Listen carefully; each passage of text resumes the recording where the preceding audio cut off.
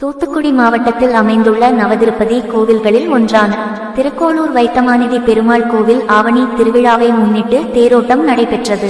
தூத்துக்குடி மாவட்டத்தில் பிரசித்தி பெற்ற நவதிருப்பதி தலங்களில் 8வது தலமாகவும் 108 வைணவ திவ்ய தேசங்களில் ஒன்றான தலமாகவும் திருக்கோளூர் வைத்தமாநிதி பெருமாள் கோவில் விளங்கி வருகிறது. இழந்த செல்வத்தை தேடி எடுத்துக்கொண்டு குபேரன் வணங்கும் ஜோதியாய் அருள்பாலித்த ஸ்தலமான இக்கோவிலில் ஆண்டுதோறும் ஆவணி பெருவிழா 12 நாட்கள் கொண்டாடப்பட்டு வருகிறது. இதன்படி இந்த ஆண்டுக்கான ஆவணி திருவிழா கடந்த மாதம் 30ஆம் தேதி கொடியேற்றத்துடன் தொடங்கியது. திருவிழா நாட்களில் தினமும் காலையிலும் மாலையிலும் சுவாமி வைத்தமாநிதி பெருமாள் மற்றும் அம்பாள் பல்வேறு வாகனங்களில் எழுந்தருளும் வீதி உலா நடைபெற்றது. தேரோட்டத்தை முன்னிட்டு அதிகாலையில் கோவில் நடை திறக்கப்பட்டு திருமஞ்சனம், விஸ்வரூபம், நித்திய கோஷ்டி உள்ளிட்ட சிறப்பு பூஜைகள் மற்றும் அபிஷேக ஆராதனைகள் நடந்தது. இதனைத் தொடர்ந்து சுவாமி வைத்தமாநிதி பெருமாள் திருத்தேரில் எழுந்தருளினார்.